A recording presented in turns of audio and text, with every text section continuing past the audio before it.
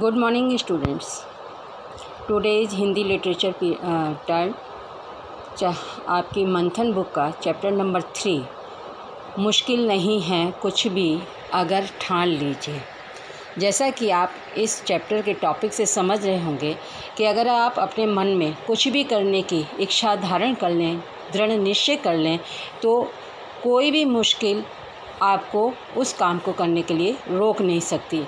अर्थात आपके मन में दृढ़ निश्चय होना चाहिए कि हम ये काम कर लेंगे, तो कितना भी मुश्किल से मुश्किल काम होगा वो भी आपका सरलतापूर्वक कंप्लीट हो जाएगा।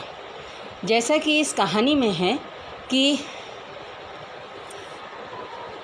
भिवानी ज़िले के एक पहलवान महावीर जी हैं, जो उनका सपना है महावीर फोगाट। उनका सपना है कि उनका जो बेटा हो वो उन्हीं की तरह पहलवान बने, लेकिन दुर्भाग्यवश उनके यहाँ बेटा नहीं होता, बल्कि एक के बाद एक 4 पुत्रियाँ जन्म लेती हैं।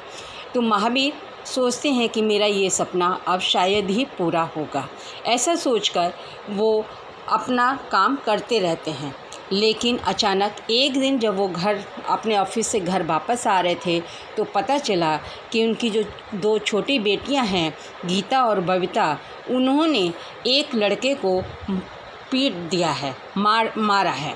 जब उनको पता चला कि उनकी बेटियों ने एक लड़के को मारा है, तो उनके मन में पहलवान बनाने की जो सपना था वो फिर से जागृत हो उठा और उन्होंने अपनी दोनों बच्चियों को पहलवानी कुश्ती करना सिखाना शुरू कर दिया, जिसका विरोध गांव के लोगों ने तथा घर परिवार के लोगों ने भी विरोध किया। लेकिन उस विरोध के आगे उनका जो दृढ़ निश्चय था वो नहीं चला और उन्होंने धीरे धीरे दोनों बेटियों को कुश्ती कराना सिखाना आरंभ कर दिया।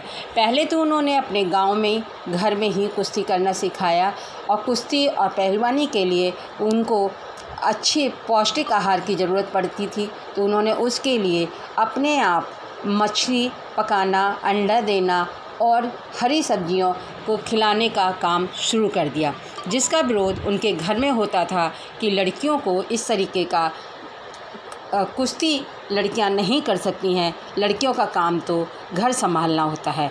लेकिन उन्होंने किसी की बात नहीं सुनी। जब वो गांव में स्कूल के लेवल पर अपना कुश्ती करी और उसमें जीतते गईं, लास्ट में जब वो बड़े होते गए और कुश्ती के दांव पेच सिखाने के लिए उनको मैट प्रैक्टिस की आवश्यकता पड़ी, तो उन्होंने अपने गांव के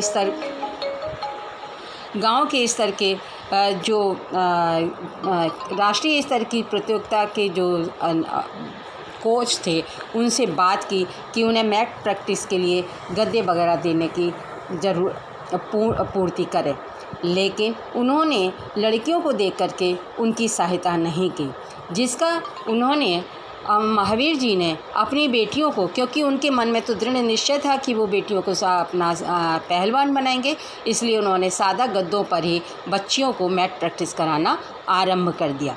समय का चक्र घूमता है, अर्थात समय एक जैसा नहीं रहता है। तो जहाँ एक और बबीता ने राष्ट्रीय चैम्पियनशिप जीती, वहीं दूसरी ओर गीता उस मुकाबले को हार गई। लेकिन ऐसा सुनकर महावीर जी दुखी हुए और उन्होंने बबीता से कहा कि अब इसको राष्ट्रीय स्पोर्ट्स एकेडमी में डालना उचित होगा।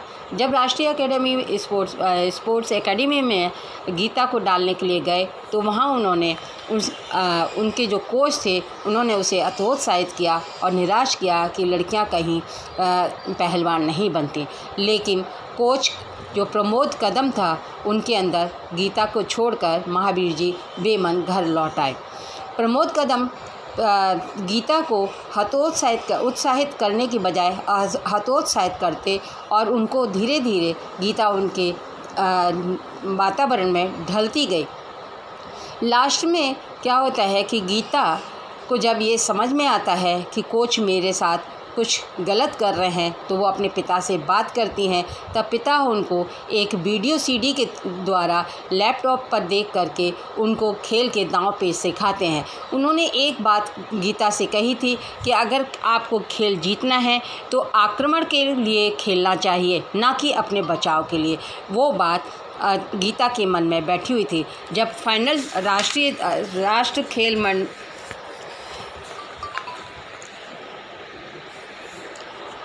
जब 2010 में राष्ट्रमंडल के खेलों में कुल 72 देशों ने भाग लिया था, तब गीता ने उसी में भाग लिया था। और गीता ने लास्ट क्षण में अपनी प्रतिद्वंदी को अपने पिता के कहे गए वाक्य याद आ गए और उसी वाक्यों के द्वारा उन्होंने अपना दांव पेच लगाया। उसके द्वारा गीता वहाँ पर जीत गई और हमारे देश का नाम देश का गौरव बनी और देश का नाम रोशन किया। Thank you.